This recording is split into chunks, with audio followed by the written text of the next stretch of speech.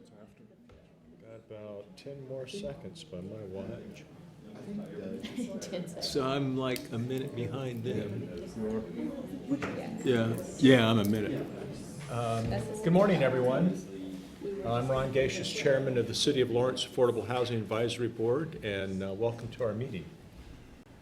We've got a fabulous lineup of applicants in response to the recent funding availability notice, and that will be the bulk of our meeting today. But I'd like to begin by asking if there are any comments from the general public.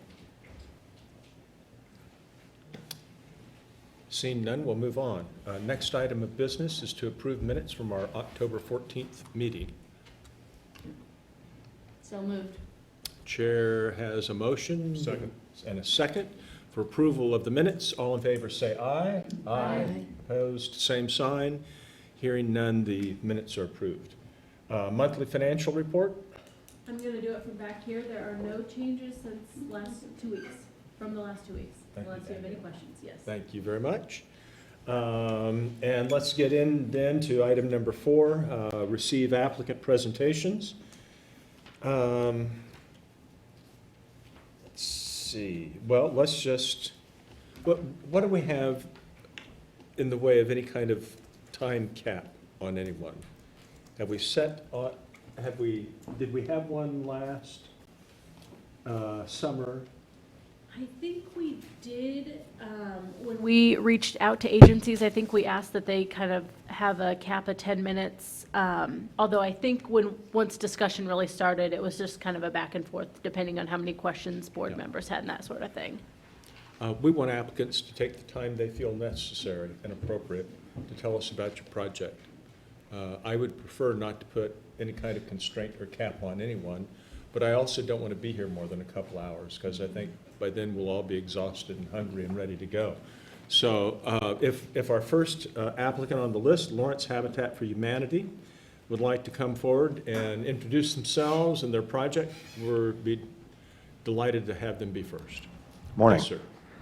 I'm John Harvey, Development Specialist with Lawrence Habitat for Humanity. I think I can stay under your 10 minutes pretty easily. Let me just quickly review the project that we have submitted. It really comes in 2 components. First is 1 unit of new construction workforce ownership housing, permanently affordable. This would be unit number 103 for us, which is a number we're proud of. This is a 5-bedroom new construction to be built on the lots we're currently building at 8th and Walnut. This is an Energy Star 2.0 is our standard. The goal is to start construction in late spring pending closing of our funding gap. The second component of our proposal are 15 units of low-income senior home repair on a program we call Aging in Place. This is a new program that we launched this year in response to just a continuing need that we have seen in Lawrence from low-income seniors who are homeowners wishing to stay in their homes but are experiencing significant repair issues on their homes. We did 10 of these projects this year, kind of as a pilot project this year that we launched the program. Typically, the repairs we're addressing are weatherization, safety and security, accessibility projects, and critical home repairs. In terms of the new construction unit, that family has been already selected. They're currently completing their homebuyer education courses as well as their sweat equity as Habitat requires. That's 200 hours of sweat equity. This household is 2 adults and 4 children. That's why we're building a 5-bedroom. They're currently employed in Lawrence. And again, our target is an April-May start for this unit. In terms of the aging in place senior home repairs, we currently have 10 applications on the waiting list for next year. We're hoping to launch repairs again in March or so. Frankly, we could have a lot more on the waiting list, but we closed it at 10, partly trying not to get people's hopes up, and that's the number of projects we completed this year, so we just closed the waiting list at 10. For this combined project, total budget is $230,000. Budget's $75,000 for the senior home repair for those 15 projects and $155,000 for the new construction. Currently, a little over 50% of the funding for both of these projects is in hand, and we have a number of proposals out as we try to raise the remaining amount of funding. We're requesting a total of $37,000 of Affordable Housing Trust funds. That's divided up, $12,000 for the senior home repair and $25,000 for the new construction. That works out to be right at 16%, hitting that 1-to-6 leverage ratio on the project. We want to emphasize that there are no developer fees, admin, or overhead in either of these components. Trust fund dollars, we use them to purchase building supplies and or pay whatever licensed subcontractors are needed on a particular project. So to summarize the outcomes, one unit of workforce, permanently affordable home ownership unit that addresses our housing strategic plan, currently calls for 100 units, I think, over the next 5 years of units helping low-income renters that want to convert to become homeowners. And then 15 low-income senior households are our city's strategic plan currently is calling for 70 per year of home improvement projects on distressed housing to be completed. So at this point, I think that summarizes our proposal. I'll take your questions if there are any. Questions for John? Shan, yes. So I'm working off of the Excel spreadsheet on the prior projects. So in 17, you got a grant of $75,000. There were 2 new ownership units. And then in 19, the same, you got $50,000, again, 2 new units. Can you give me the status of where those units are? Well, in 2017, those were completed, so families moved in a long Okay. time ago. I don't know the exact dates, but yeah, that's. This year's, we were funded on the first round for this year. 1 unit is very close to completion. That family is scheduled to close and move in, I think, the first weekend of December. So we're in the very last stages of wrapping up construction there. The second unit, that's a new construction, 5-bedroom also. It is well under construction and basically is dried in at this point, so we're about to the rough end point on that unit. It's scheduled for completion in late January. That family is scheduled to close in late February, kind of weather dependent. And house number 101 and 102? or- Yes, yep.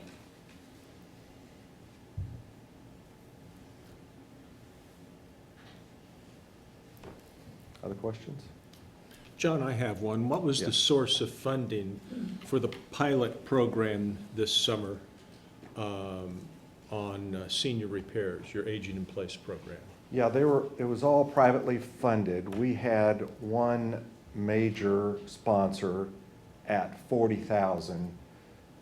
So that was over half of our Mhm. budget for this year. Then the remainder were either, most of it was individual, to be honest. It just, we raise a lot of our funds from high asset individual donors. And so substantially, I think we had 2 small corporate contributions towards the budget for this year. Are any of those funds available for continuing the program next year? We are carrying over, I think in the range of $15,000 or so. We over-raised for this year a bit, and Mhm. we're carrying over about 15,000 towards, and those are reported in here of the funds we have on hand Mhm. currently towards the program. The projected 15 units that you could get to with the additional 12,000 funding from AHAB, is that your target for next year right now is 15, or is Yes. this? Oh, okay. Yeah, based upon what we see the need, we're Mhm. trying to grow our capacity, frankly. We have to keep our construction program, new construction program moving. Mhm. We think our capacity is 15 in 2020. That's how we Okay. set that goal. Okay.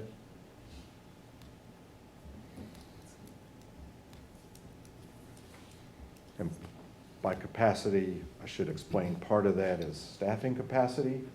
Part of that is the huge number of volunteers. Our volunteers, Mhm. well-known, work on new construction, but volunteers are heavily involved in the senior home repair also. So it's really a matter of how much volunteer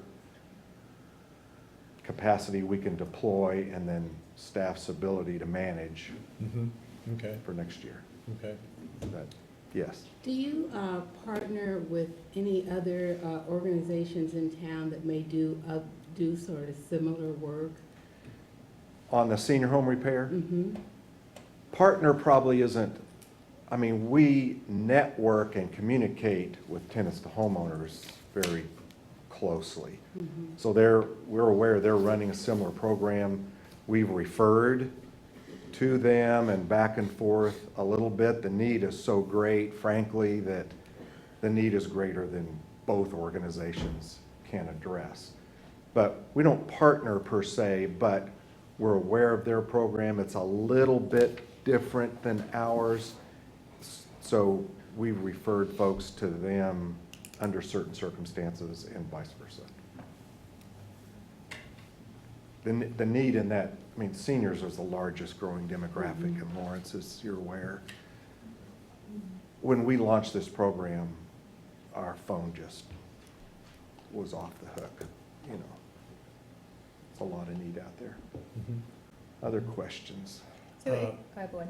Go right ahead. So if you're, with your ask being 37,000, if you aren't fully funded, could you give us an idea of how you might choose to take partial funding or to allocate partial funding if we weren't requesting how you did that? Just thinking of Yes. 2 distinct programs here. Yes, senior home repair, it's fairly straightforward. It means you pare down the number of folks you can serve. It's just pretty, And that's part of our reasoning for limiting the waiting list to 10, even though we're trying to get to 15. On the new construction side, it's tougher there.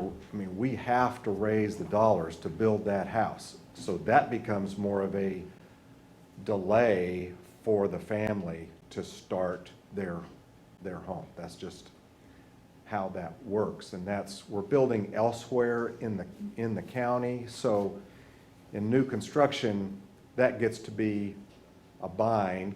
Later next year, we're building in Eudora. And so we got Eudora families waiting. We got a timeline to start those houses.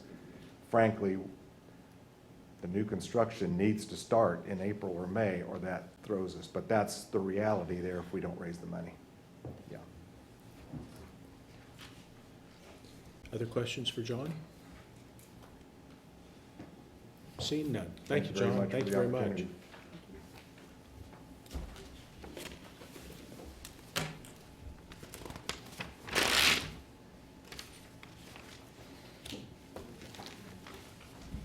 Okay. Our next applicant is Bethel Estates. Good morning. Morning. How are you all? Wonderful. I'm Kelsey Hare, and this is Susie Rhodes. We're with Wheatland Investments on behalf of Bethel Estates of Lawrence Phase 2. We are building an additional 42 units off of 25th and O'Connell.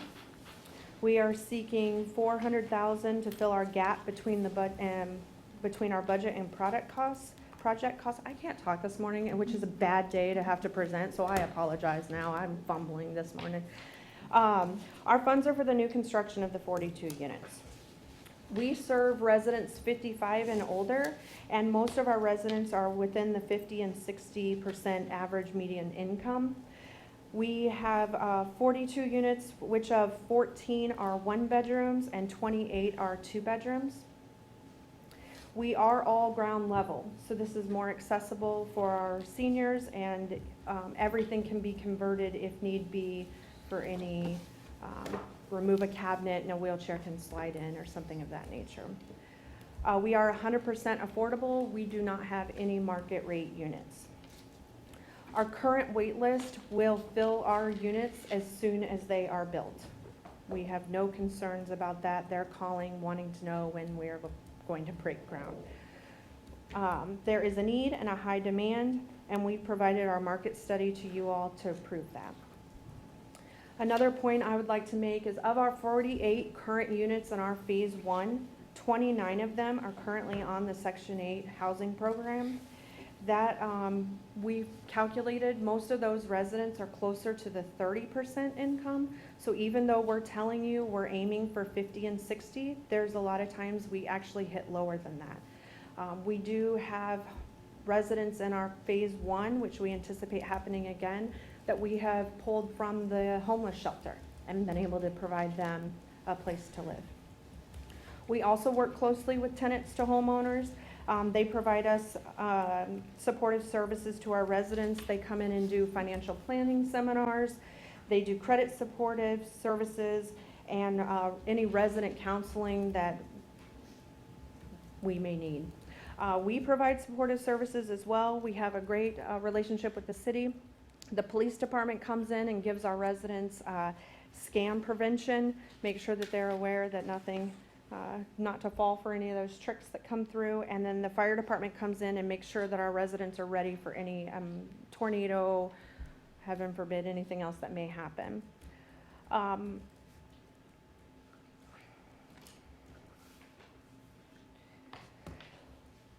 We are ready to go. The city has actually already reviewed our plans, and our building permits are ready for pickup. We are just looking for the commitment from the Lawrence Housing Trust Fund today to complete our sources. Our commitment letters from the lenders and everything else shows that besides this source, we're committed and ready to go. Wheatland Realty is our house management company. We use them for all of our affordable communities, and we have over 25 years experience in affordable units, and we have over 40 years experience in development. As I said, our timeline is we are ready to close now. We're just looking for you all to fund us, what we're asking for. And as I said prior to, our lease up is ready to go. As soon as we get TCOs, temporary occupancies from the city, we actually can place residents in. So we are anticipating our completion to be December of 2020. In our budget, we've provided everything to you, so if you have any additional questions, I wasn't going to really go through that unless you had questions. We are asking for some additional funds this go round. We did start our bidding process from when we were here before you previously. And we have a temporary construction access now, because we sat and started figuring everything and the cost to replace our asphalt in our Phase 1 from the construction traffic going through there, in addition to our residents, which we have a few here today, the safety of them, not having that construction traffic go through there, but maybe going through a temporary access. That is why we are asking for some additional funds than what we did not previously. I think that's about it. If you have any questions. Questions for Kelsey?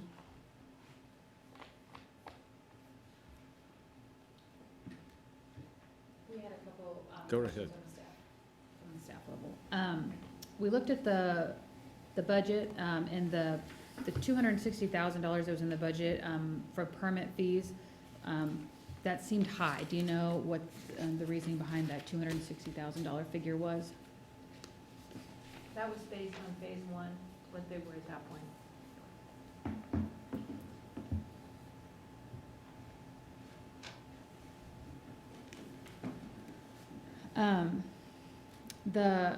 The energy efficiency elements that were listed, it looks like it just wasn't answered in the application.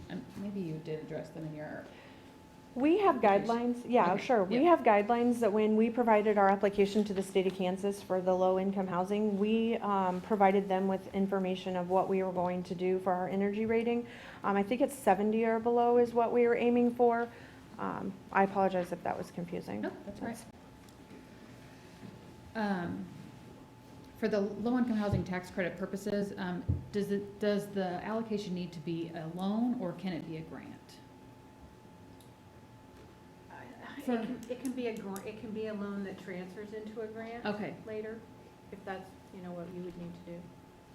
I know, just with my experience, there's been an issue with basis, and if it's a grant, it doesn't calculate into your basis, and so we just, if it does need to be a loan, we'll just need to be aware of that, and that could impact the decision. On the loan, there was a AHP, is that committed? We actually did not get that. Okay. Just so everyone here knows, they had over 69 applications for AHP this year. They had their max up to $1 million per application. They only funded 15. That money was swooped up pretty quickly. What's that TLA mean? Say that again? Three-letter acronym, AHP. I don't Oh, know I'm what that sorry, is. Affordable Housing Program. I apologize. I was like, now you're throwing stuff back at me, I Right, didn't know. TLA is three-letter Okay. acronyms which people use all the time, but with no basis, it doesn't mean anything. Yeah, I apologize. And I apologize also.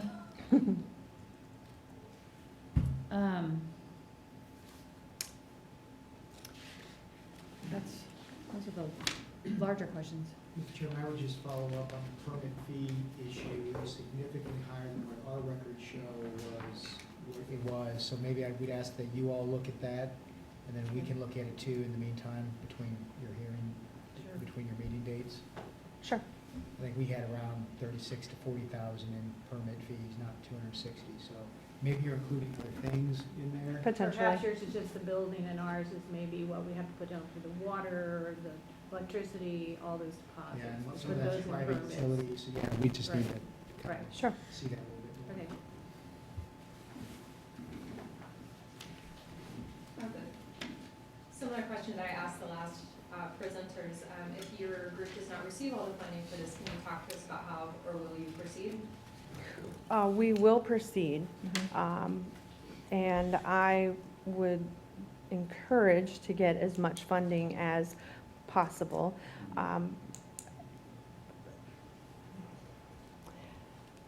We'll still proceed, so we'll have to get funding from another source.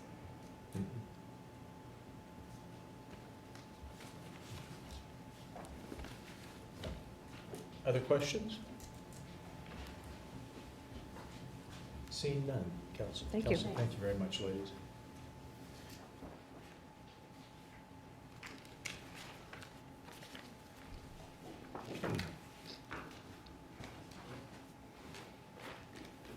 Our next presenter is, next applicant is the Lawrence Community Shelter.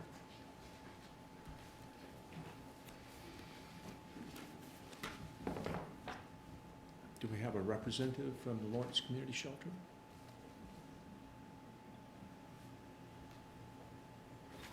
Have we received any conversation from communication? Melissa, from do you them? know if we have or not? Hadn't heard from them that they weren't going to be here?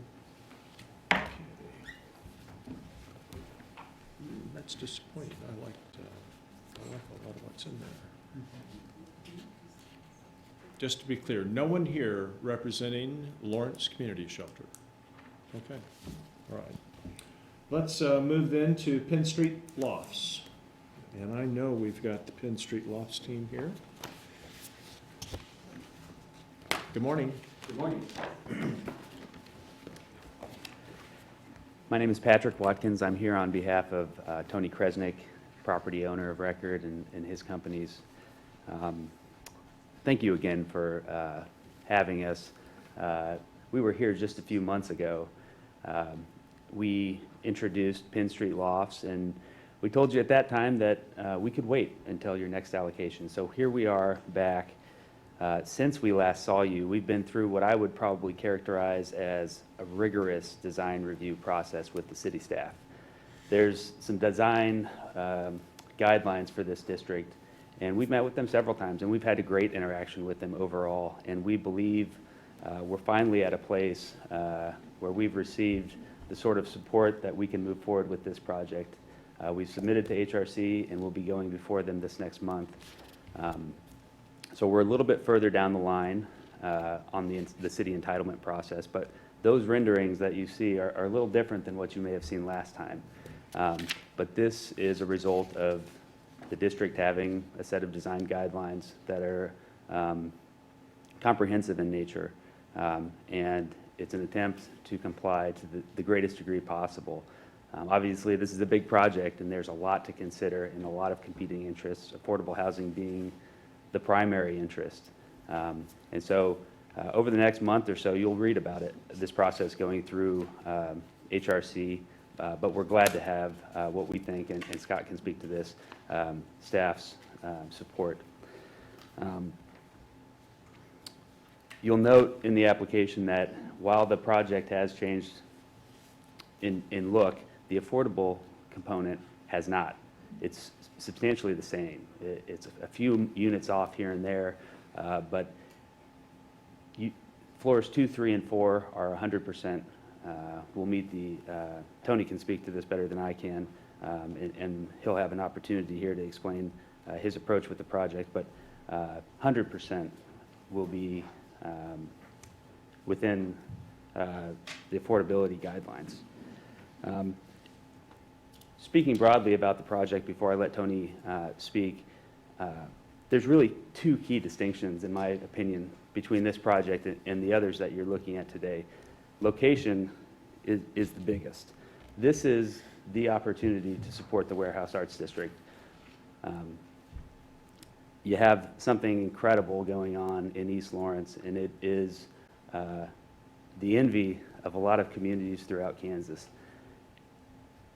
This is the opportunity to bring affordable housing at this level to that neighborhood. The second is the size of this project. 47 affordable units has an incredible impact on its own to bring affordability, but the impact on the surrounding neighborhood cannot be overstated. We're asking for a commitment over the course of 3 funding cycles. We know that there's not enough funds right now that's been collected to fund this project alone, and there's great applications in. We're excited to see all of the other stakeholders supporting affordable housing like this.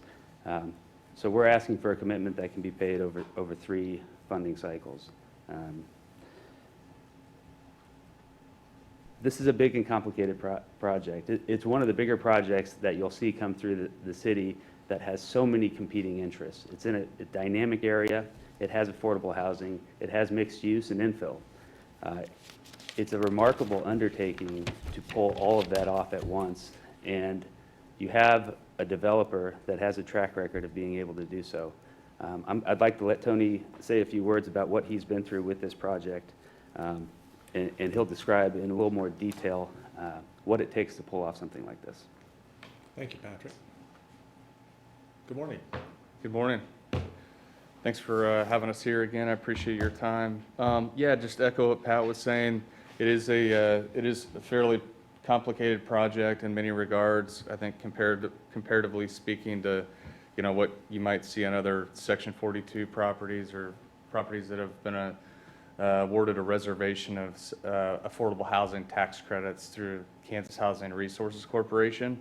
But, you know, that's what we do. A lot of the projects that we do involve state and federal historic tax credits on top of them, such as what you all have seen there at the Polar Lofts, which really kickstarted the district.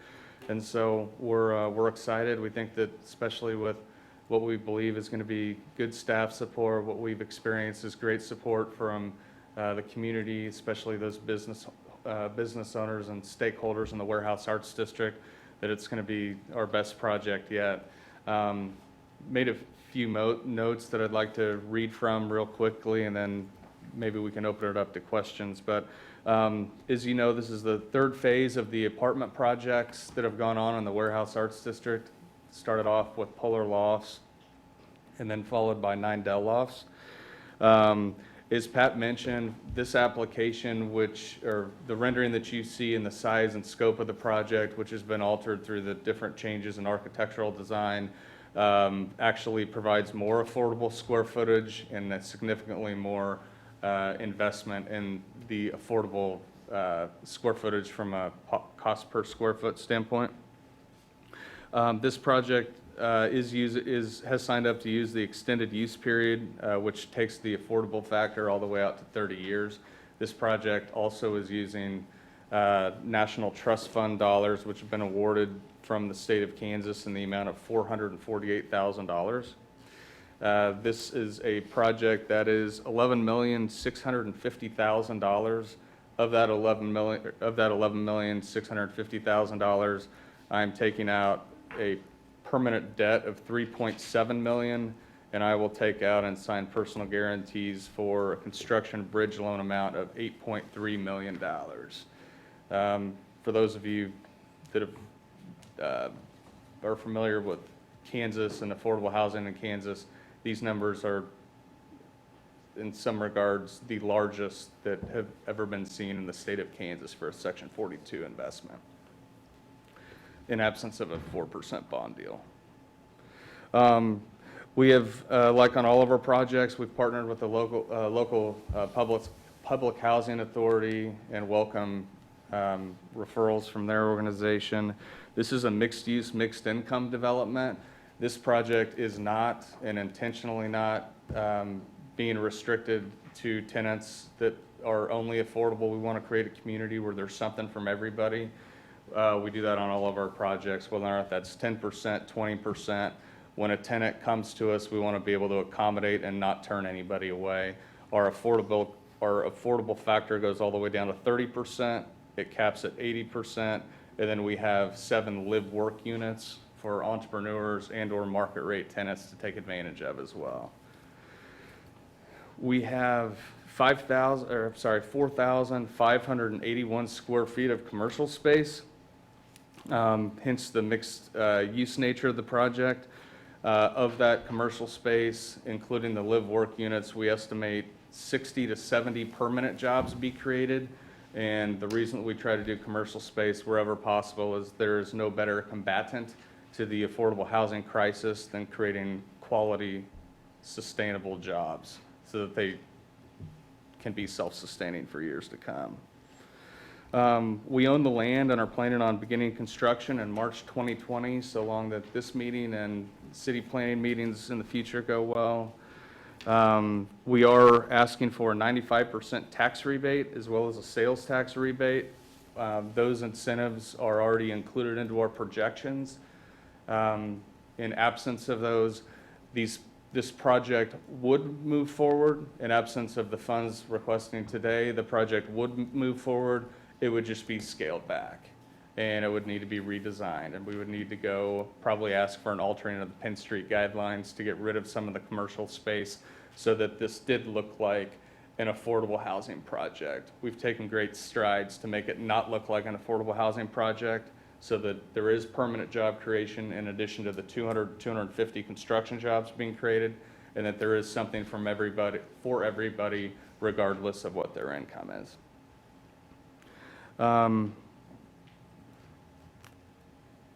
And last thing that I would say is this project is fully self-sustainable. The projections going all the way out to 20 years shows that not only the debt can be serviced, but that there would not be an additional request of funds coming back before this body or other bodies at the city. And that's it. Any questions? Questions? I have a question. When, the commitment over 3 funding cycles, could you explain exactly what you're saying there? Yeah, so in order for us to close this project as it's presented, we have a $550,000 finance gap that we have to ask for from this body. And understanding that there is so much need for affordable housing and that there isn't even the $550,000 available today, we ran our pro forma where that $550,000 could be essentially spread out and come into the project over 3 cycles so that we didn't show up today and say, hey, we want you to choose between us versus everybody else. Many people in this room that, you know, we not only know personally, but all of which we support their missions. And so this was a way for us to hopefully lessen the burden while the affordable housing bucket is being filled up more and more and more. So that's why we've asked for this to be spread out. Can we do that? Well, it's ultimately the city commission's Right. decision in any event. I think you can recommend that. Okay, great. Thank you. Mm-hmm. So if we thought about doing that over 3 years, what would that be? 150, 200, 200? 200, 150, 200? How do you see that split going to get the project on the ground? Yeah, I think that that's something that would be co-authored by our organization, your organization. Something in third, basically in third. And the city, but the way that I contemplated it would be to have it be done in thirds so that we could get some of the other resource that is needed to help out some of these projects out the door. Any alteration to the number, or if we said, hey, let's do 25% now and 100%, that's just a math problem that we need to all figure out together. And the application, at least in my notes of review, said the project was 15 years affordable, and you stated 30 years in your presentation. Maybe my notes are wrong, I don't know, I just want to clarify, is it 30 or 15? Do you want me to talk to that? Yeah, we clarified that today, and I think that, so we had a discussion with Tony earlier today, just because this is so complicated about the Right. budgeting, and I asked about that specifically. And because of the tax credit code, it's a 15-year requirement, and then they can sign on to an extended use. And in Tony's application to KHRC, he is doing the extended use. And also other funding, it is 30. So in other funding streams, the National Housing Trust Fund requires a 30-year affordability period also. So there are 2 funding streams in the project that require the 30-year affordability period. Thank you. And it sounds to me like 30 years is as far out as you can reasonably say it would be affordable. What happens after that? You either knock it down or you renovate it, is what happens a lot of the times. And I'm saying that a little bit tongue in cheek, but at the end of 20, 25, 30 year, these projects are in need of significant renovation. If they're not, and most of the time they change hands to market rate development, and you know the affordable housing units either go away or they're preserved through another application cycle. But if they are preserved, I've never personally worked on one, but they almost always have to go through another cycle for tax credits just because the units need to be redeveloped. There was actually bipartisan legislature proposed, and I think it's probably still in the mix, of not allowing people to opt out of the compliance period. And the reason why that is being so hardly fought, especially for properties here in the Midwest, is because we don't see the rent growth in our affordable housing to allow private entities, in absence of a resubmission for additional tax credits, to go out and take out permanent debt needed to renovate these units. So here in Lawrence, Kansas, Wichita, Kansas, to a smaller degree, the project that we just started six months ago roughly in Salina, Kansas, all of which, you know, mixed income, mixed use developments exactly like we're proposing here. Those are a little bit of the anomaly. The affordable rents that we're getting in these major markets here in Kansas are significantly higher than other markets, hence the need to go back into the program at the end of the compliance period. That's called and if you opt out, it's going through the qualified contract, which is through KHRC. Other questions? So, and as I look at this, am I correct in believing that there's a few more affordable units as opposed to market rate? In other words, it looks to me like you've got 36, 35 market rate units. Well, there's actually 47 of the 54 units are market rate, and the only, The other way around. I'm sorry? Other way around, you said those are the market rate. Those Oh, are I'm the sorry, affordable. 47 of the 54 total units are affordable. In fact, depending on how one views a live-work unit, 47 of the 47 units are affordable.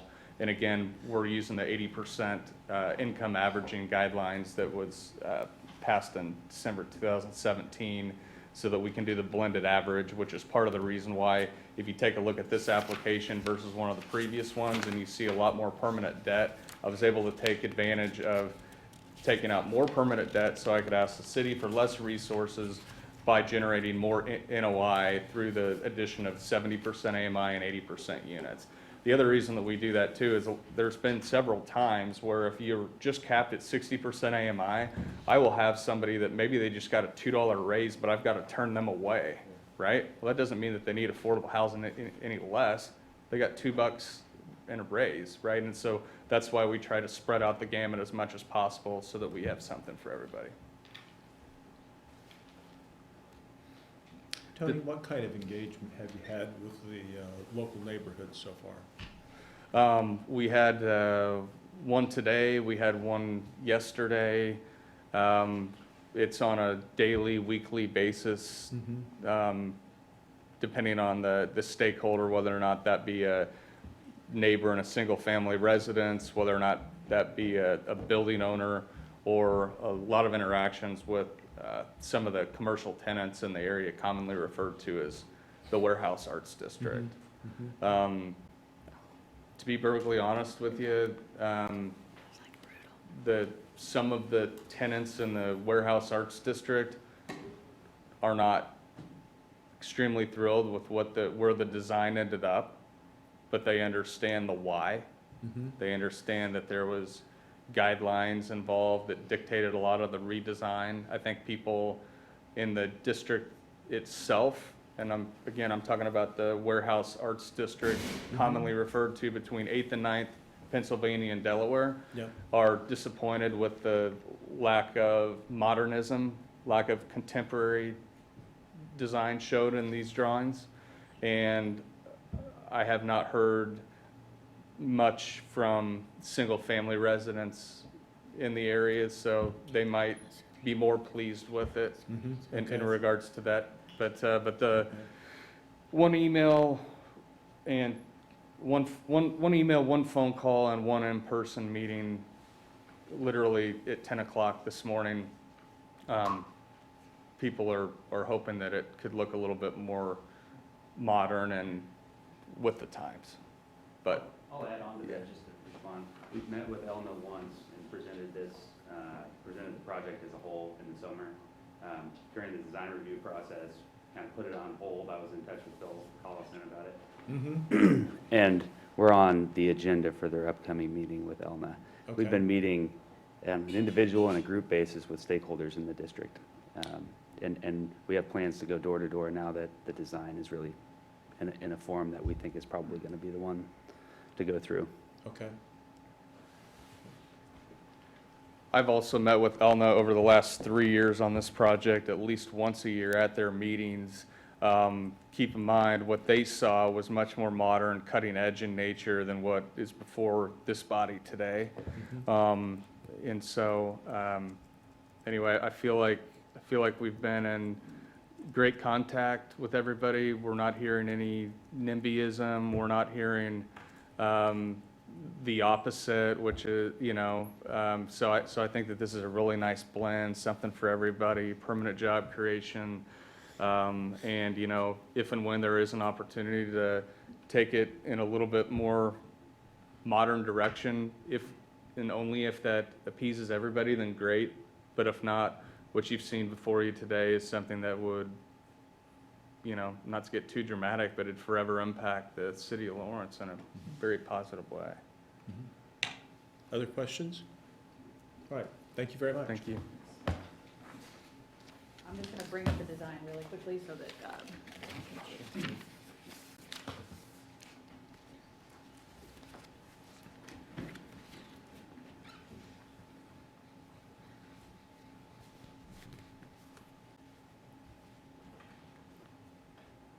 So this is the design that's, I believe, will be in front of HRC next month. This is the one that came in with the application.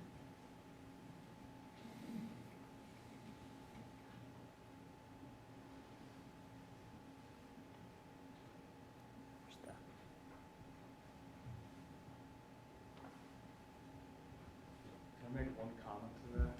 Certainly. Sorry for interrupting. I will say this, the architects have designed and redesigned multiple times. There's been 3 or 4 architectural firms that have worked on this project from the beginning. So it's definitely not an easy task, and these programs that the architects use are not a perfect programming mechanism either. We could have spent, you know, a lot more money than we have. We probably spent or incurred the equivalent of $75,000 extra designing and redesigning this. But the building will look, this rendering does not give the building justice to what it would look like before more modern elements were added to it. So the building will look sharp. Thank you. Okay, our next applicant is Tenants to Homeowners and their Helping Hammer Senior Repair Program. Morning. Greetings, everyone. I'm Nicholas with Tenants to Homeowners. So the Helping Hammer Senior Home Repair Program is something we're pretty excited about. We're just responding to the need that's been expressed in the BBC market analysis, and then also what we're hearing from people in the community. And it's really cool to see that Habitat for Humanity's program is going as well. I think it really, when you're seeing that from multiple applicants, you know that that's a need in the community. We've been running Helping Hammer for about a year now, and I think to date we've served 24 households with the program, and we've kept it kind of quiet because we're still feeling out exactly what this looks like. We provide affordable housing, we do some case management, and now we're looking at utilizing our in-house contractor and folks that we would potentially bring on in the future to better serve seniors in the community with this home repair program. And so we've been feeling out, trying to get an average of what the need is, what folks are seeking in terms of repairs, what an average cost is for each initial visit that we're doing.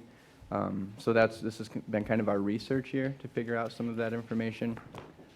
Like I said, we've served so far 24 different households, and it's everything from someone needing a leaky faucet repaired, all the way to they're getting a hold of us and they want to do a new roof on the house, which then is outside of the scope of what we can do. I know, I believe Habitat is doing projects that are in the $2,000 to $2,500 range, if I'm correct, and we're looking at doing projects that would be less than that. And then also 5 of the projects you see listed as our big jobs would be ones that are $5,000 or exceed $5,000. And so then we're taking on more significant problems. And we're looking at doing this so that we can sustain the quality of housing in the community. A lot of times what we're hearing from the Senior Resource Center, who's our partner on this project, they provide us with referrals. So somebody's going to the Senior Resource Center saying, I have this issue. And then they direct them to us, and that cuts out the problem of them not being sure of who the provider is for repairs, that there's some kind of hesitation with inviting a stranger into your home if you're a single senior. You don't know exactly what the scaling of price should be, so having a vetting process through Senior Resource Center has been really beneficial for us, and it also lets us know ahead of time what people are seeking, so they can kind of filter out and say, maybe this would be better to go to Habitat for Humanity, maybe this person would be better to go to Tenants to Homeowners program. So in the coming year, we're looking at expanding this, and we would also want to partner with Peaslee Tech. There's just been some very, very light initial communication that we have this program and that we'd be interested. And so we'd be looking at assistance job training scenario through our in-house contractor to lead some of those graduates or soon to graduate folks from Peaslee on our big jobs. And so we'd be bringing in people that have carpentry, different necessary skills to do the jobs that we'd be looking at through the program. And it's pretty straightforward. We're just looking to support the cost of what we're doing. I think we provided in the packet our sliding scale schedule for what the costs are for the program.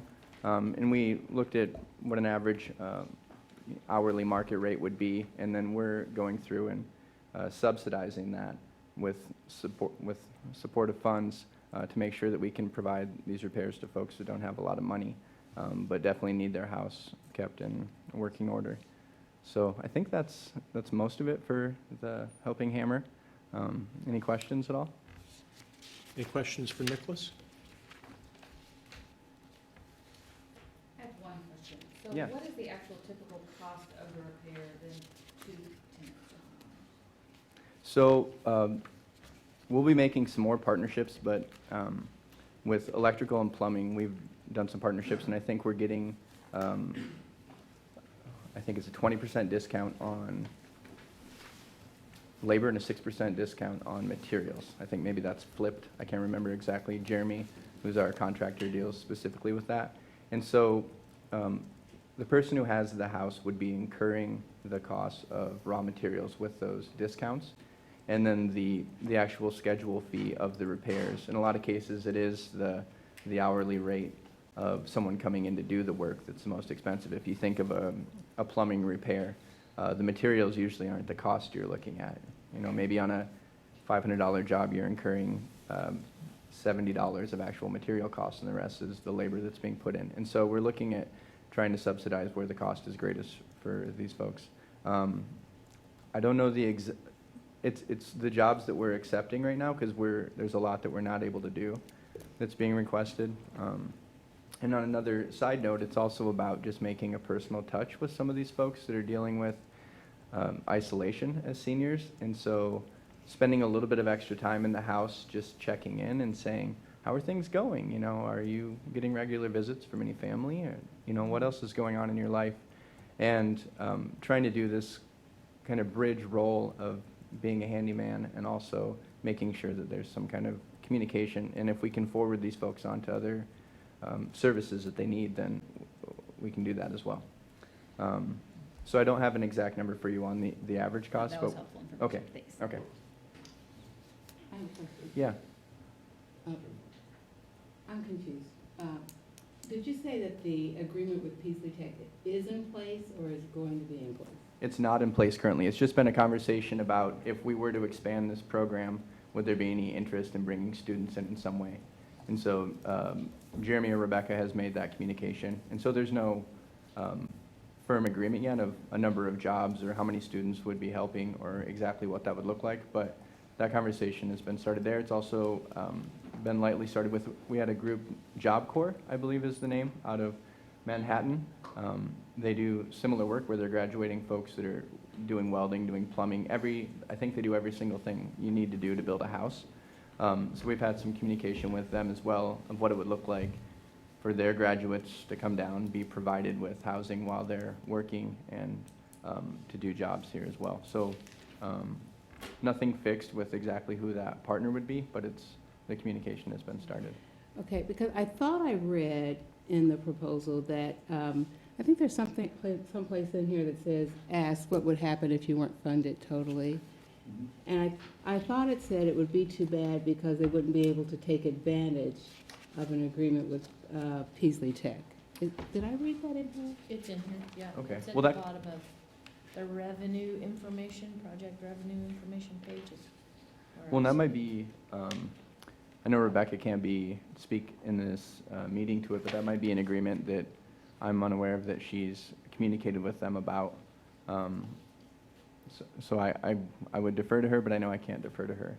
But I'm assuming that that's a conversation she's had. I'll just read what it says, because Yeah. I think that's, might help clarify your recollection. It said partial HEF funding would not allow us to complete the 5 large one-day jobs with student labor.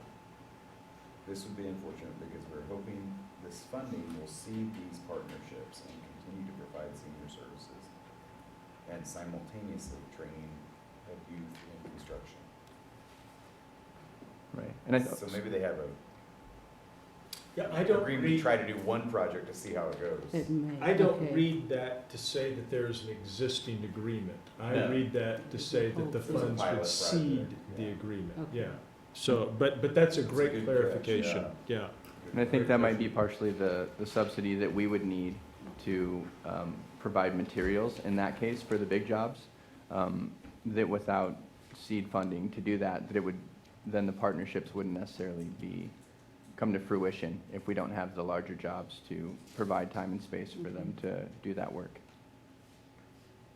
A lot of times, like on the smaller jobs, I know it might be a couple hours at a house and not necessary to bring in a group of people for some of the small repairs that are happening. Nicholas, as a sidecar to this conversation, I'd like to visit with you later about Peasley and the workforce development issue. So if you'll hang around for just a couple of minutes when we're finished, I'd Absolutely. appreciate that. Okay. Any other questions for Nicholas? Yeah, do you Yes. know, can you, help me recall, those 5 projects, those 5 big projects, what's the cost of those 5? Yeah, so I think we were looking at projects that would be 5,000 and up. I can't remember if Rebecca set a cap on what that would be. But we're just looking at, in our communications with the Senior Resource Center, setting out what we'd be doing in terms of, I think really what was had in mind was the concern about being able to construct ramps for accessibility, some of those things that are larger jobs that incur more material costs and definitely hourly costs. But there's not enough supply to meet the demand that is there for some of those. And so I think we were giving room specifically to things that have to do with accessibility and then also with just general safety for those jobs. And so I don't know that there's this, we're not cutting it off. It'll be unique to each job that's required. I don't think we're going to cut somebody off and say, you've hit your exact mark.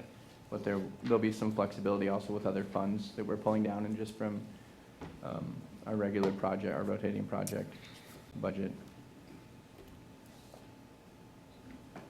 Great. Nicholas, thank you very much. Thank you.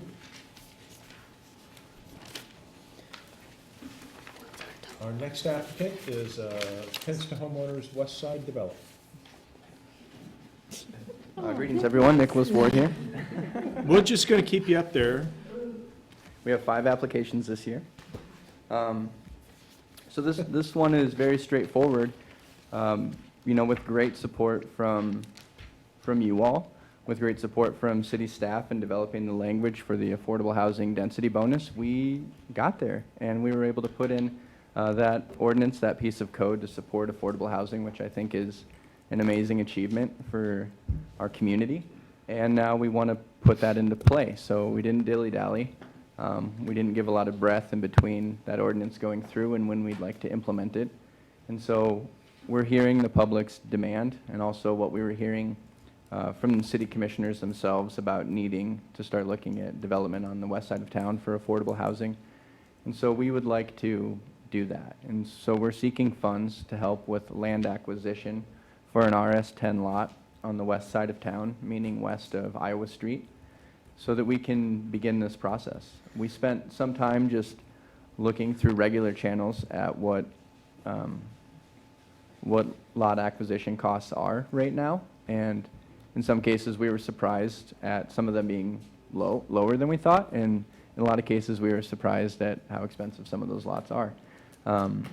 So I think we were looking at $80,000 as right about an average cost for what we'd be seeking, and this would get us on that path once we can acquire a lot out west to begin the process of developing those 2 homes that would utilize this process first. And it was suggested, not officially, but suggested through many channels, that it would be better if we start off certainly on the west side of town and probably with not an RS5 lot, just to make sure that, that folks can see what this is and some of the fears about the density bonus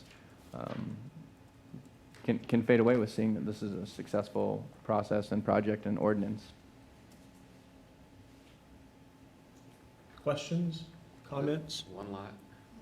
Yep, so One it- RS10 with 2 houses? Yep, so it'd be 1 RS10 with 2 houses, and that was a conversation we had early on, which I think might get more complicated later if there's more discussion about it, but when I was looking through recently, and maybe Jeff or someone can comment to this, but I currently live on an RS5 lot that is 3,700 square feet. And I know that we're stating that their RS5 is a minimum 5,000, RS7 is a minimum 7,000, but there's some kinks in all of that and how it works. And so we'd be looking for an RS10 lot that is greater than 10,000 feet. But I think when it gets into some of the smaller things, that the actual coding of it and the actual number of feet there, some of that may get interesting. And so another thing that came up was when we get into RS10, RS15, RS20, is it possible that we would go with the 3,000 square foot minimum and be building houses based on that? So there could be more than 2 houses on an RS10 if it was, 16,000 square feet. It just happened to be that size. And so we're not there yet. That's a much later conversation, but we'd just be looking to do 2 houses that would fit into the character of the neighborhood. So it'll be a little bit more costly for us to develop those, but I know we've heard a little bit of kind of NIMBY pushback in a way on the east side about and I think we'll hear the same thing a little bit on the west side as well. It's just going to be from a slightly different angle. And so I just want to, it's another conversation that we all have to be prepared for, how we're going to receive that and respond to it, and our priority with affordable housing and how we do those conversations. I know that's something we're thinking about, so we want to make sure that it's as acceptable as it can be. So, saying the west side is a broad brush, Yeah. do you have target sites as you've done this? Have you looked at specific pieces of property, or is this just, let's take Iowa Street and everything west of there if we can find something? I mean, to be honest with you, when we were doing research, I just was just zoning in on maps and looking through neighborhoods and seeing what the cost of open lots was. We don't, without funding secured, I don't think we're able to go through at this point and make a deal with someone that we would purchase something 8-10 months from now, just with them maybe wanting to move that property. So we don't have a specific lot that we're looking at right now, but it's more of a general acquisition that we'd be looking on the west side. The things that I think from our end that we're thinking about are less of which neighborhood it's in and more of what is the proximity to public transit, what is the proximity to a grocery store, some of those things. And so that filters into the considerations that we're making. And then it's also opportunity. So if we can partner with someone who's willing to give us a reduced cost on the lot, that would be amazing, and that would have to kind of filter into our consideration of the purchase that we're making. So what you're asking this body to do is give you some funds to put in your pocket for when you find a lot in an area that you can do this in. Yeah, I think we would start immediately the process of acquiring the lot when we received funds. So that's something that we would want to jump on right away. So it wouldn't be something that just sat around waiting for a while. I think we put that it would be in 2020 that we would acquire, that we would do the land acquisition and then move forward from there. But to be clear, or not so clear, you've looked at lots on the west side of Iowa and found some that are attractive in this price range? Mm-hmm. Okay. Yep. And I think the lots that we were looking at in general, surprisingly, there were some that were 65,000. We didn't go visit the physical site of these specific ones that I'm thinking about that were in that range, but then all the way up to some being around 135. And so it would really have to do with, there's other considerations that go into the land, what kind of, are there trees that have to be removed? What are some of those costs that would be incurred with developing the land? So if it's a pretty much ready-to-go lot, that's going to be on the higher end versus something that still has grading and things like that to be done. Shannon, you had a question?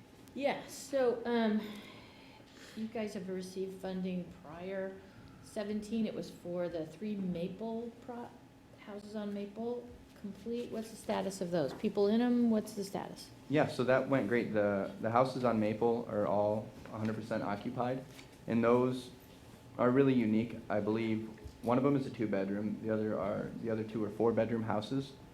You can drive by them, they look really great. The way the program functions on those, I believe, is that it's 30% of the person's median, or the person's income. And so someone could have a little bit higher income and be paying 30%, or a very low income and be paying 30%. So that is really fixed on that it's very specifically affordable, regardless of how much the person makes that's inhabiting those spaces. And so those are all rented out to families now. So that's a complete project. And so then 18, it was the 11 domestic violence transitional housing units, what's the status of those? Yep, so all, in that, I'm trying to remember if that includes Restoration House, or if it's, I believe it does, yeah. So Restoration House is full. That's been interesting for us because it's a partnership with Willow and KU Endowment, and we're stepping into some territory where there's new factors that we're dealing with. So it's been a big education for our staff that does some counseling in a way, and then also that it's I think that if I'm remembering correctly, it's 12 or 18 months. There's a limit on how long folks are in there, so it's really a stepping stone to get into self-sustaining position. The houses that we acquired on Main, I believe, all but one of those is currently occupied, and the one that's not right now is just receiving some basic repairs to get it into.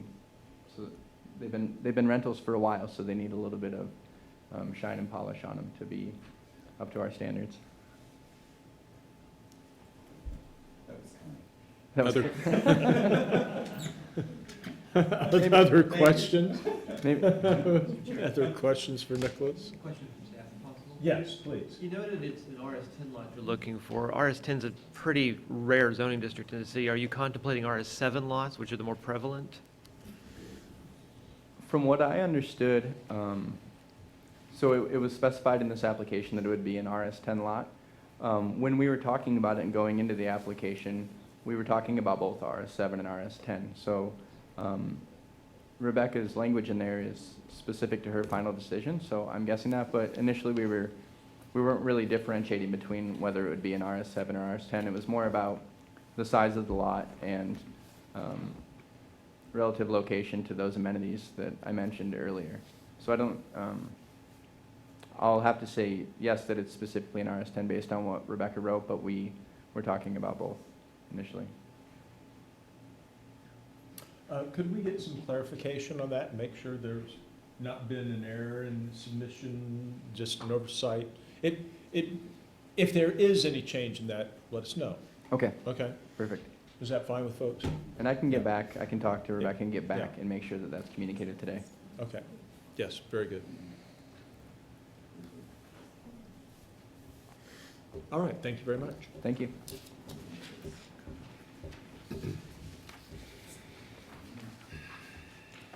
And 23 Tennessee Flats. Good afternoon. Good afternoon. My name is Katie Hoke. I thought I'd just introduce myself and our firm briefly. I am a co-owner of Hoke Lay Architecture and Design here in Lawrence. And we recently started a subdivision of our company called Porchlight Homes, where we are acting as the developer and contractor for our projects. Currently, we have 2 single-family homes under construction. And the reason we started Porchlight Homes was to really rethink how we build, how we go through this process. And this directly relates to affordability. So you can imagine affordable housing has to be thought of in a really different way in order for it to be successful. And so through Porchlight Homes, we've developed a way to build in a modular sense using a company out of Chanute, Kansas, which cuts construction time down by almost 70%. So instead of a year build for a house, we can build in about 4 months. And it also reduces costs because they're building in a factory under covered conditions. They're not held up by weather delays. They're not held up by subcontractors because everything is done in the factory within the actual home units. And so we're able to reduce the cost to construction from a standard build by about 30%. And then when we look towards affordable, we can even get a greater cost savings with that. So currently we have 2 homes under construction that are more of a higher end market rate home. One is for a spec and one's actually for our family to live in. So we'll have to see how all of that goes, sort of live our own process. Our next project is this one that I'm here today to present, which is the 2310 Flats. This project is looking at permanently affordable housing, home ownership in terms of townhomes. We've got 17 units located at 2310 Tennessee Street.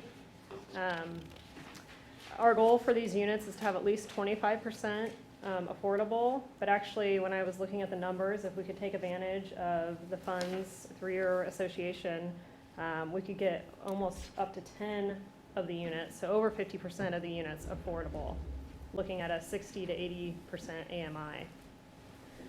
One thing we feel very strongly about is home ownership and more of a community, creating more of a cottage housing style development that's focused on green space, that's in an area of our city that they can access groceries, bus stops, they can walk. In this location, you can walk just about to anything you need, which is fantastic. Another component of this project is the long-term durability and energy efficiency of these homes. So if you're a homeowner, you understand you pay your mortgage, but then you also have to pay all the costs associated with home ownership.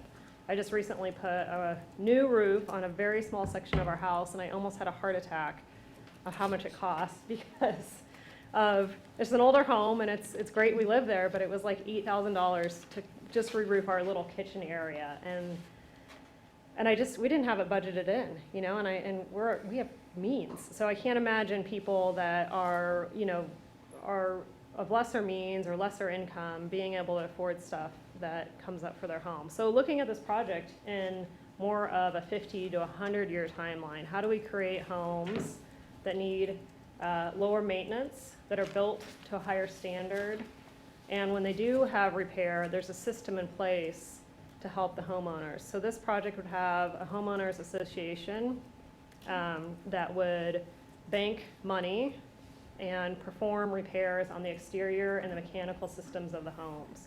So for the homeowner, that might look like, $50 a month, which covers lawn care and home maintenance. And $50 a month really over the life of your mortgage isn't a lot of money, but when it comes time to replace the roof, I would feel pretty excited if I had just been paying $50 a month and then somebody came in and would cover that cost for me. The development is focused on an urban infill lot. It has 2 single-family homes on it that haven't been occupied for a number of years. It's actually quite a beautiful lot with nice mature trees, and that's something that we'll try to preserve. We'll plan the homes around a number of these significant trees. And it also offers access to highways, schools, KU, lots of Lawrence High, and lots of other areas. Let's see, so for the housing needs, the 5-year projection asks for 100 permanently affordable homes. And then the 10-year and beyond asks for 200 units.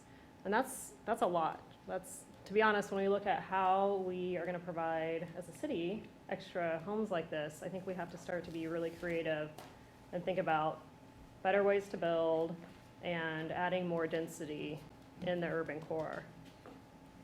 To look at a snapshot of the mortgage, it depends on the down payment, of course, right? But these units would sell at a market price without any affordable incentives. A 3-bedroom would go for $250,000, and the 2-bedroom would go for $190,000. When we add in the requested money that we've asked for, that lowers the 3-bedroom price to about $216,000. And this is for 10 units, so not 25%, but getting over 50%. And then the 2-bedroom units at $161,000. So when you look at monthly payments, we easily meet the 60% AMI for the 2-bedroom unit at $1,073 a month, including homeowners' dues, taxes, insurance, and utilities. And then the 3-bedroom units hit $1,229 a month. Now, this is assuming a 20% down payment, which I know might not be achievable for a lot of people.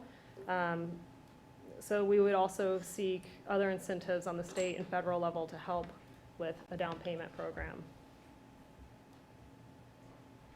One thing I'd like to note is even beyond the affordable rate, the cost of the 2-bedroom and 3-bedroom are still hitting what I would call like a very affordable market rate. I know it doesn't qualify in the true affordable meaning, but we know that Lawrence does not have any housing inventory. I think we have a month maybe of housing inventory in that rate. And so in addition to actually providing permanently affordable homes, we're able to provide semi-permanent market rate affordable homes for this project.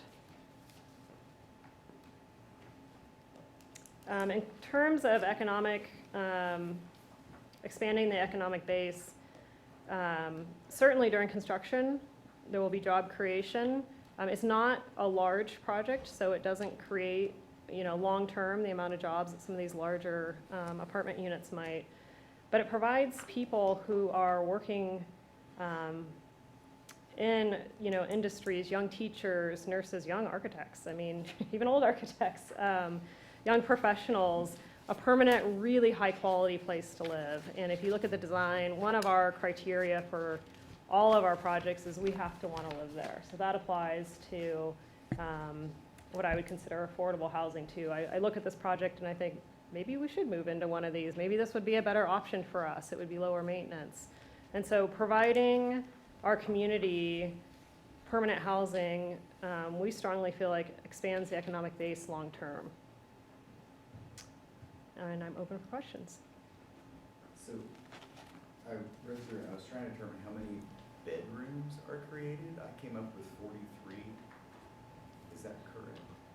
9 3-bedroom and 8 2-bedroom, and are those all affordable? No, so 50% of those are affordable? yeah, our goal is 50% of those are affordable. So about 20 to 22 are affordable. Okay. No, wait. Total number of units? There's And- 17 total units. Okay. And by unit, I'm thinking more of a townhome, so 17 total homes. Yeah. Right. And then, yeah, front doors, And half of those will be affordable. yes. So, 8-ish. Yeah, 8.5, no. Right. The numbers I just mentioned are focusing at 10. So Okay, we potentially great. could get to Okay, 10. So 10 units. Okay, that's better. If you brought down the number of units that are affordable, would that change the mortgage, the selling price then? Definitely. It would just, for instance, if we said, let's make 8 or 6 affordable, then we would just apply, what I did was I took the $235,000 that we've asked for and applied it to the number of units. So I took the 10 and said, how many could we what's our max? What could we do the maximum of? But we could certainly reduce that and make them more affordable. And just to confirm, permanent affordability, like you'll put a deed restriction on this property? Exactly. So one thing we'll do is we will manage the HOA. I don't know if any of you have lived with an HOA, but they can be amazing and they can be absolutely terrible. Beige, Um, 5 colors. and so- beige, that's- Through us managing it, we can make sure that the funds are allocated appropriately, and we can also make sure that when they do turn over, they are staying permanently affordable. That also allows us to manage the amount that might go out to rent. We will allow some of them to be rented a certain percentage. And of the 2 single-family homes that you have under construction, are they this modular type construction? And would you be willing to tell us where we could go look at this? Yeah, so the first one's at 1009 New Jersey Street. Currently, the foundations are in, and the modules arrive, hopefully the second week of November.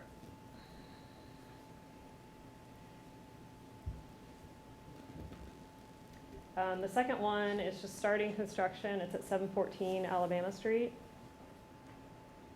And this one's a little bit weather dependent with getting the foundations in, but we're hopeful that that one will be finished up in April, March or April.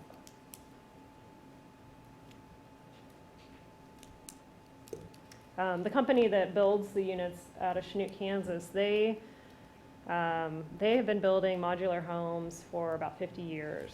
And they're not mobile homes by any means. They're actually built probably more sturdy than a typical house because they have to put them on the highway and crane them into place. And so they're built with 2x6 walls, very high energy efficiency, very high quality building materials and finishes. What's the name of the company, Katie? It's called Advanced Systems Homes, or ASH. And it's family run, and we've had a pretty good time working with them. They're 2 brothers that run it, and they've been open to working with architects, which is a rare occasion for modular builders. And no issues with zoning, right? This is. It's been okay. rezoned. We've met with the city a number of times. The city has been very enthusiastic and receptive to it. One area that we'd like to push the city a little bit to consider is just the internal drive aisle width and maybe reducing the parking just by a few spots. But other than that, we could build it. I think we could get it in Looks for to me permit like as is. As it's drawn, it has 17 parking spaces. There are 17 units, 17 parking spaces. So if somebody comes to visit, where do they park? Oh, we actually have 45 parking spots. The sketch site plan here might be a little bit hard to read, but there are 45 spots designated. Holy So that's a lot of parking for 17 units, and our ask, I think, is to reduce it maybe by 4 spots. Not significant, but just a little more common sense. Mr. Chairman, Yes, Scott? on that subject, I would just note that it hasn't formally been through the site plan process. It's just been in some pre-application meetings. Okay. So just wanted to note that. We haven't applied all the codes, and there is a pretty active neighborhood group in that area that I'm sure would get involved with that process as well, on stormwater issues, not necessarily use, but it has been rezoned recently to the RM12 zoning district. Okay. I'm sorry. Go ahead. Go ahead. Has Advanced Systems done any of these smaller townhomes, cottages that you're talking about, or is that a new market for them? It's actually a market they're very familiar with. Okay. They've done quite a few smaller homes that service rural Kansas and Missouri, and that has been their primary market, actually. We've started to push them to do more of the urban infill work, which, to be honest, the way they build, it's more about site, getting it on the site than how they build it. Their website, I think, has been very, very neglected. Okay. So I'm checking out. Yeah, they're small mom and pop, or it's 2 brothers, I shouldn't even say mom and pop, and they have been focused on building homes, not website development, so that's fair.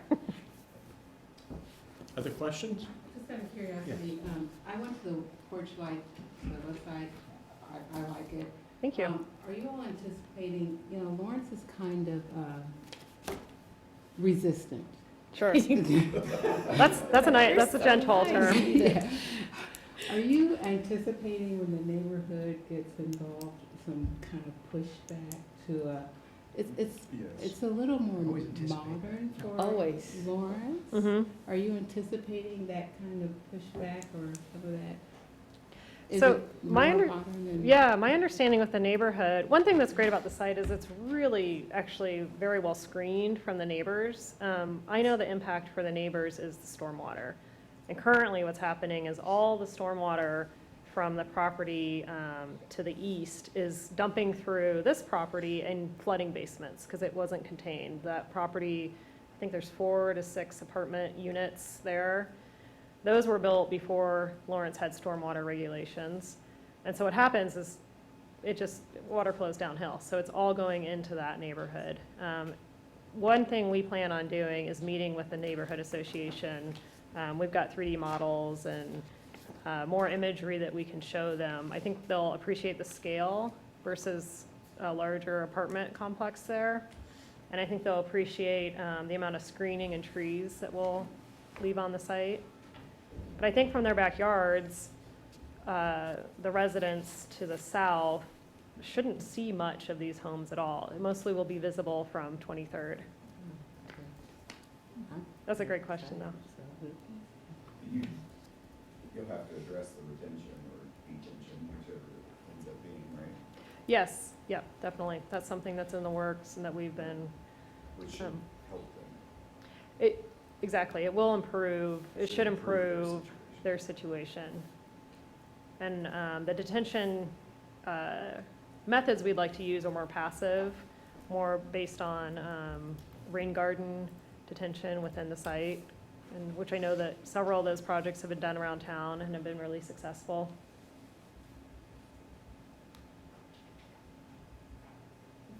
Other questions? Yes, go ahead.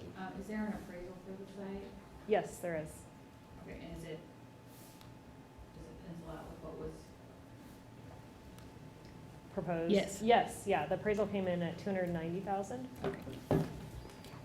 And then what is the status of controlling the land for the project?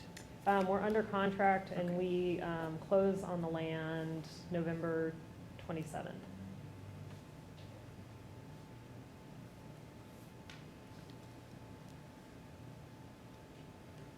And do you have plans on just how you're going to be looking at the qualified, or looking at prospective owners, how will they be vetted and qualified for income eligibility? Do you have a plan for how you're going to do that?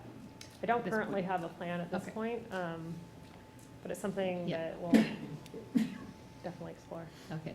Would you be open to taking referrals and or from our current non-for-profits that Yes. have those people in the queue? Yeah, definitely. And actually, tenants to homeowners, we talked to Rebecca briefly about the project, and she's given us some guidance, and potentially they might, I don't want to speak for them, but there could potentially be a relationship there as well. Right. So we're very open to collaboration and referrals. And you accept vouchers? For purchase or for rent? Rent, I guess if you have rent units, would you accept vouchers? If they were rented, they would be rented by the By the homeowner, homeowner, so you can't control so that would be difficult to control. that. Right, okay.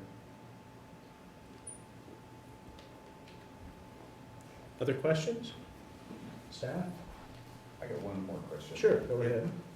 If a homeowner purchases one of your affordable units and then turns around and rents it, does that requirement for the affordability pass through to their rental tenant? That's a good question. Yes, that would need to be, the idea is that they are permanently affordable. Right. So, and I think allowing even people in the affordable units to rent is really important. What if you move or need to relocate for some reason? It's not always feasible to Yeah, sell. but they buy their next home, keep this home, and rent it, it needs to stay affordable Yes, in that rental market. yes, definitely. Okay. Yep, it stays affordable rental, or it would go back into the affordable purchase pool. Okay, thank you. Yeah, thank you all.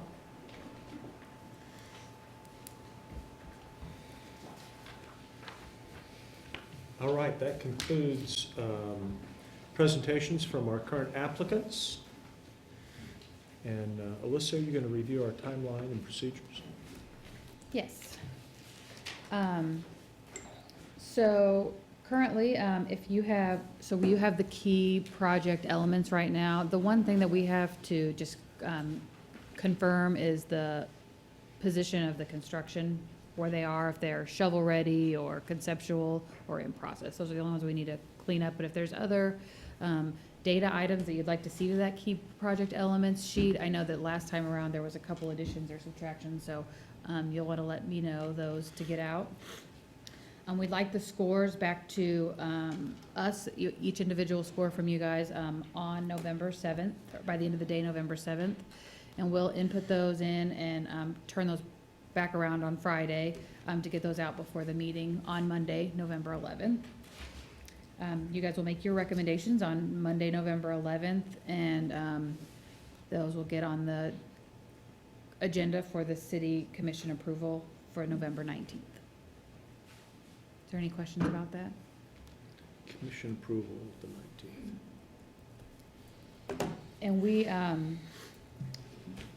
the score sheets, I've been trying to think about how, you can get those to me whichever way makes most sense to you.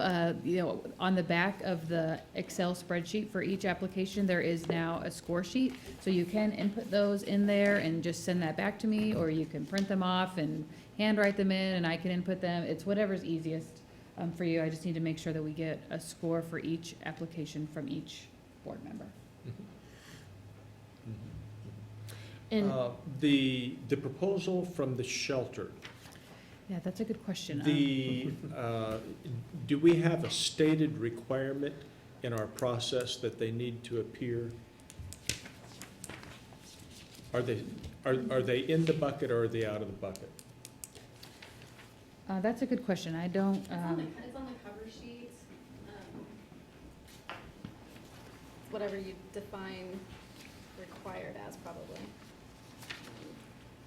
There's always that matter of interpretation, isn't it?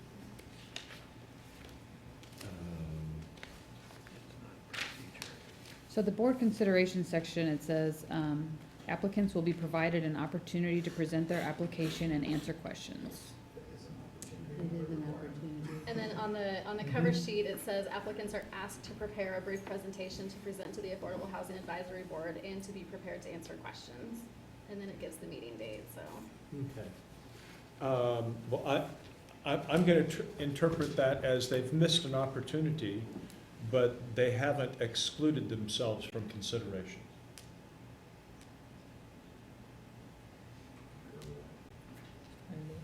Okay?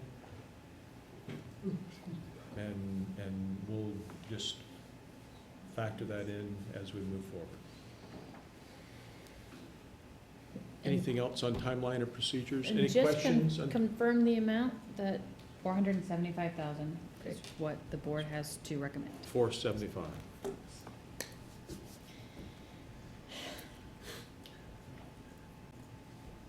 And then also, just to confirm from Shannon's question earlier, if we would, as one of the proposals was asking for phased funding, and so that is something we could recommend as believe part so. of the process. I believe so. Okay, just making sure. We'll get triple clarification on that issue, maybe from others, finance and legal, and, you know, some people we may want to consult with, but maybe go into it with that thought right now. Other questions about timeline or procedures? Do we have any other new business?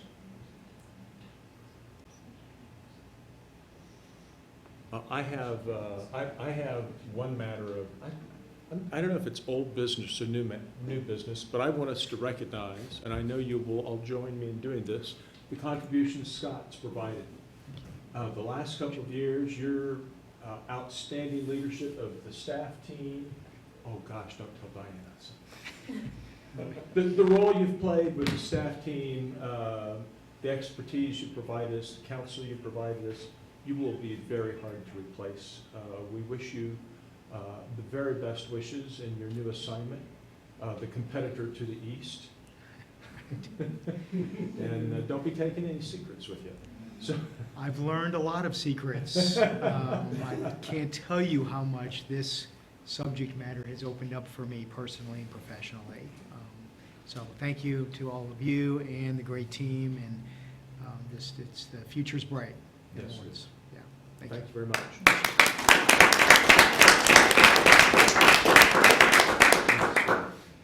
Yes, sir. I have a comment. Last Thursday night, I attended a American Public Square presentation on affordable housing for Kansas City, Missouri and Kansas City Market. And it was a very interesting and enlightening conversation they had. They had a panel, and it appeared to me that the progress that we are making here, they referenced Lawrence a couple of times and said, boy, we sure wish we knew how that was happening, specifically the Tenants to Homeowners land trust model, a number of those things. It was quite clear from that presentation that we are doing something pretty extraordinary here. And I think you can see from the breadth of the projects we had before us today. We're continuing to see innovative and creative, small and large projects. Too early to pat ourselves on the back, but I think we're doing a lot of good stuff. And that got started by the City Commission a few years ago and staff support, and I see us gaining some momentum. That's outstanding. Ron? Yes, ma'am? One other thing is, the behavioral health campus groundbreaking is on Wednesday at noon. It may not be. Yeah, because it's gonna snow, Yeah, so. so it's tentatively scheduled for that time, yes. Someplace in the near future. And- We're just communicating on it now. Oh, great, and I'll push an invite out when they get us a new one to all of you. Oh, okay, good. If we Yeah. switch, but, Yeah. so. Yeah, the first snow day we picked. So- Anything else? Next meeting is in 2 weeks. And any future agenda items to add to that meeting or future meetings? Not at this time. Thank you all very much. We're adjourned. Cool. Sorry to correct you there. No, that's great. I mean,